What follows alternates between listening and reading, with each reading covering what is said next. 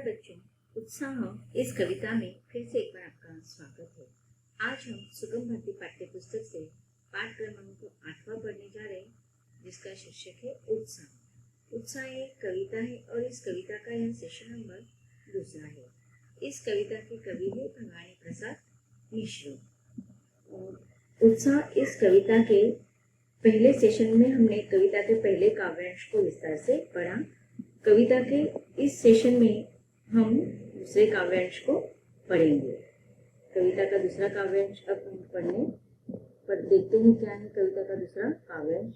इसका हम सस्वर वाचन कर रहे हैं।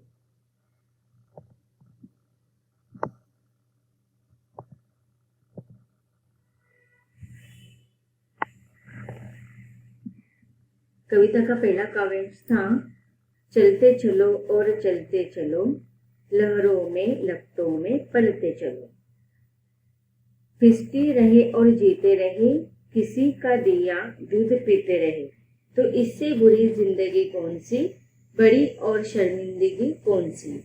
ए आराम छोड़ो उबलते चलो, लहरों में लपटों में पलते चलो। आगे की कविता की पंक्तियां हैं, भला यात्रा का मुहूर्त भी है, कहीं बैठे रहने की सूरत भी है, निकलता चला जा रहा है समय, मुहूर्त न सोचो मचलते चलो, लहरों में लपटों में पलते चलो, कभी तुम शेर थे ठीक है, उसी ख्याल में डूबना लीक है, जमाना कहाँ से कहाँ जा चुका है, जरा भाग अपना बदलते चलो, लहरों में लपटों में पलते चलो। अब देखिए यहाँ पर कवि ने हमें कर्म करने के लिए प्रोत्साहित किया है, और अगर कार्य करते रहना है, हमें जीवन में किसी भी प्रकार का कार्य करना है, तो उसके लिए हमारे मन में उत्साह होना बहुत ही ज्यादा आवश्यक होता है।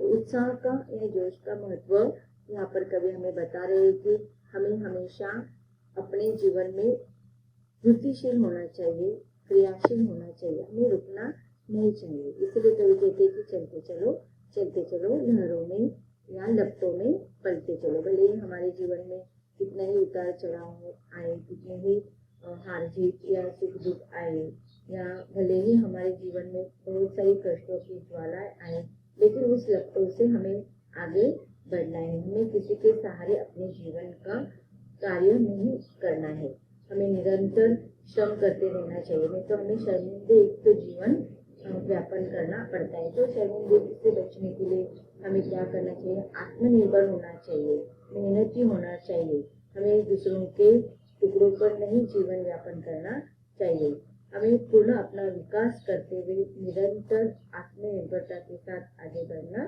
चाहिए। अब कवि कहते कि आराम के जीवन हमने बहुत जी लिया है, छोड़ो अभी उसको, उबलते चलना है, अर्थात उत्साह के साथ, उमंग के साथ, जोश के साथ, आत्मनिर्भरता के साथ हमें निरंतर आगे बढ़ना है। आगे कवि कहते कि भला यात्रा का मुहूर्त भी है, कहीं बैठे रहने का सूरत भी है। अब मुहूर्त का अर्थ क्या होता है कि शुभ क्या है, अशुभ क्या है, कौन सा समय हमारे लिए अनुकूल है, कौन सा समय हमारे लिए प्रतिकूल है। बहुत सारे लोगों को देखो, बहुत घरों में हम आज भी देखते हैं कितना ही वह सुशिक्षित हो जाए, बड़े बड़े पद ग्रहण कर लेते हैं, लेकिन जीवन का हर कार्य वो क्या करते हैं, ऐसे मुहूर्त के अनुसार ही तय करते हैं।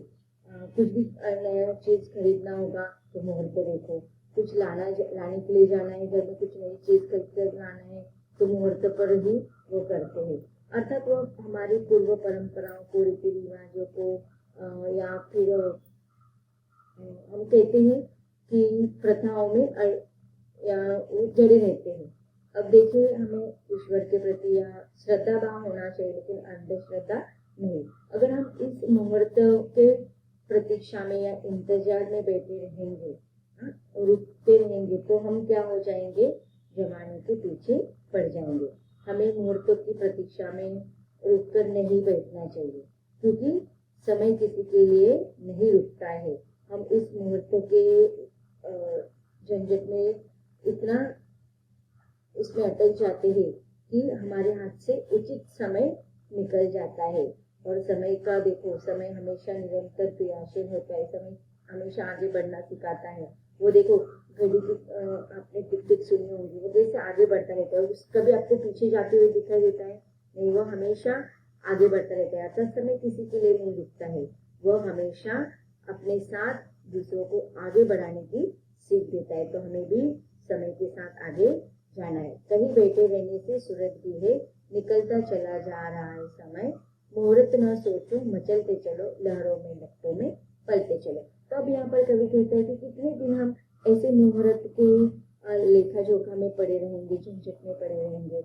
अगर आपको देखो सुबह स्कूल में समय पर जाना है, अगर आप मुहूर्त देखते रहेंगे तो स्कूल में आप समय पर नहीं पहुंच पाएंगे, तो उस दिन आपको क्लास में एंट्री ही नहीं होगी। तो क्या हो जाएगा, नुकसान किसका होगा, आपका ही।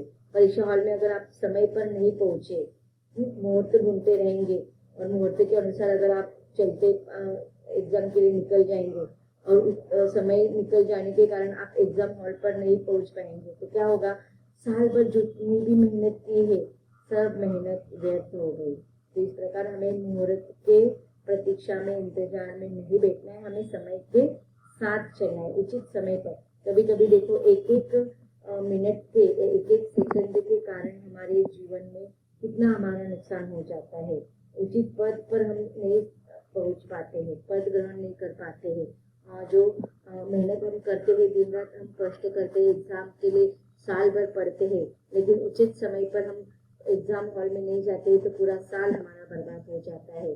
कभी कभी हम इंटरव्यू के लिए निकलते हैं, लेकिन मुहूर्त के इंतजार में, मुहूर्त की प्रतीक्षा में क्या हो जाता है, उचित समय पर हम इंटरव्यू पे नहीं पहुंचते हैं और हमारे पीछे रहने वाले जो लोग होते हैं वो आगे बढ़ जाते हैं, और हम हैं कि हमारे पास योग्यता होने के बावजूद भी केवल मात्र मुहूर्त के भरोसे पर बैठ जाते हैं और समय का हम सदुपयोग नहीं करते हैं, समय के महत्व को नहीं जानते हैं और हम पीछे पड़ जाते हैं।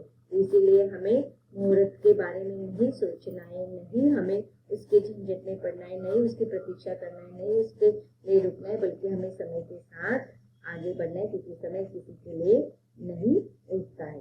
अब आगे कवि कहते हैं कि कभी तुम शेर थे, ठीक है, उसी ख्याल में डूबना लीक है, जमाना कहाँ से कहाँ जा चुका है, जरा भाग अपना बदलते चलो, लहरों में लपटों में पलते चलो। अब यहाँ पर देखिए कवि ने भाग्य के भरोसे हमें नहीं बैठना है, मुहूर्त के भरोसे हमें नहीं बैठना है। भले देखो अब कभी तुम शेर थे अर्थात भूतकाल में, लेकिन अब वर्तमान काल में आपकी क्या अवस्था है। एक जमाना था कि आपके पास बहुत ताकत थी, लेकिन आज वर्तमान में आपके पास कुछ भी नहीं है। हमें अपने अतीत के भरोसे नहीं जीवन व्यतीत करना है। एक समय था हमारे इस भारत देश को सोने की चिड़िया कहा जाता था। प्राचीन काल में क्यों कहा जाता था हमारे भारत देश को सोने की चिड़िया, क्योंकि प्राचीन काल में हमारा भारत देश प्रत्येक क्षेत्र में, चाहे वो साहित्य का क्षेत्र हो, चाहे वो व्यापार का क्षेत्र हो, चाहे वो चिकित्सा का क्षेत्र हो या कला का क्षेत्र हो, इसमें सर्वश्रेष्ठ माना जाता था। लेकिन आज हमारी अवस्था क्या है, हम इन सारे क्षेत्रों में पीछे पड़ गए। लेकिन एक समय था हमारा देश सोने की चिड़िया के नाम से जाना जाता था, अर्थात उस समय हम बहुत ही शेर थे, संपन्न थे।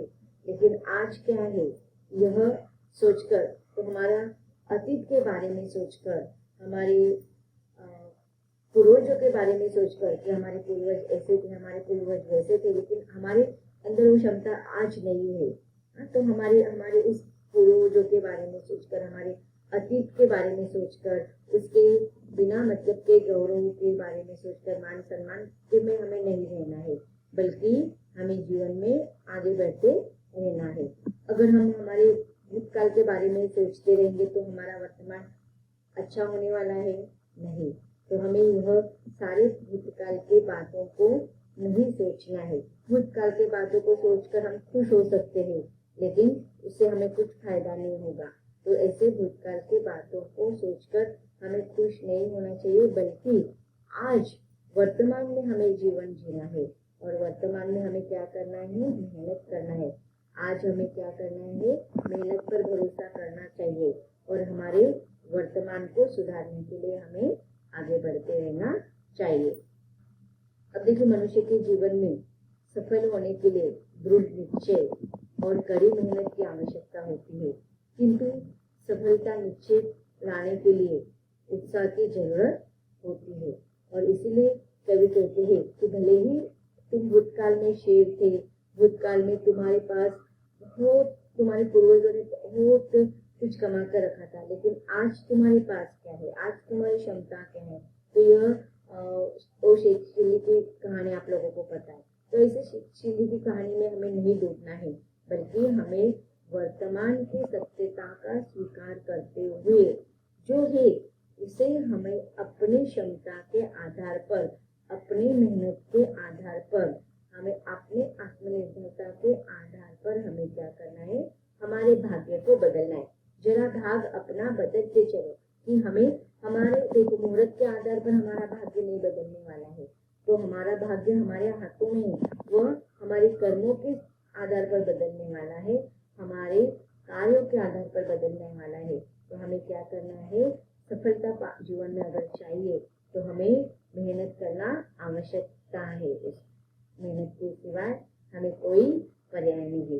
इसीलिए कवि कहते हैं कि जरा भाग अपना बदलते चलो, लहरों में लपटों में पलते चलो। भले ही हमारे जीवन में कितने उतार चढ़ाव आए, हमारे जीवन में कितने ही हार पराजय आए, या हमारे जीवन में कितने ही सुख दुख आए, लेकिन हमें जिस प्रकार से समुद्र की लहरें आगे बढ़ते ही जाते हैं, कितनी रुकावट आए लेकिन वो निरंतर आगे बढ़ते रहते हैं, उसी प्रकार हमें भी अपने जीवन में निरंतर क्रियाशील रहते हुए आगे बढ़ना है। लपटों में अर्थात कष्ट रूपी ज्वालाएं कितने ही हमारे जीवन में आए, दुख रूपी ज्वाला कितने ही आए, लेकिन फिर भी हमें निरंतर क्या करना है, कष्ट करते रहना है। और इस प्रकार हमें भूतकाल में न जीते हुए हमारे वर्तमान को सुधारने के लिए आगे बढ़ना चाहिए। अब हम देखते हैं इस काव्यांश के कठिन शब्दों का अर्थ और इसके भावार्थ को हम समझेंगे, अर्थात संदर्भ, स्पष्टीकरण, व्याख्या हम सब देखेंगे। शब्दार्थ में देखते हैं पहले महरुक। महरुक अर्थात शुभ समय, बैठे रहने की सूरत अर्थात रुककर बैठे रह जाने की स्थिति या काम बंद कर देने की दशा। मचलते चलो अर्थात जिद करके अपनी धुन में बढ़े चलो। बड़े शेर बहुत शक्तिशाली। ख्यालों में डूबना, विचारों में खो जाना। लिख परंपरा, भाग भाग्य। प्रसंग, इसमें आप संदर्भ में जैसे कि हमने पहले काव्यांश में पढ़ा था, सेशन नंबर 1 में कविता का नाम लिखना है, कविता के कवि का नाम लिखना है और कौन से पाठ्य पुस्तक से लिया है। तो यह काव्यांश हमारे सुगम भारती इस पाठ्य पुस्तक से लिया गया है और इस कविता का नाम है, इस काव्यांश के कविता का नाम है उत्साह और इसके कवि का नाम आपको लिखना है। प्रसंग में आप लिखेंगे, इसमें कवि ने कहा है कि इतिहास की सफलता पर ही खुश न होकर वर्तमान में भी हमें आगे बढ़ना चाहिए। व्याख्या में आप लिखेंगे, कवि के अनुसार समय कभी किसी के लिए नहीं रुकता है, जो उसके साथ चलता है वही कामयाब रहते हैं। रुकने का कारण मत ढूंढो, बल्कि आगे बढ़ते चलो। किसी जमाने में हम सर्वश्रेष्ठ थे, किंतु उस बीती सफलता को सोच सोच कर खुश नहीं होना चाहिए। जीवन वर्तमान संघर्ष पर विद्यमान रहता है, सारा संसार विकास कर रहा है और हम दर्शक बने मात्र देख रहे हैं।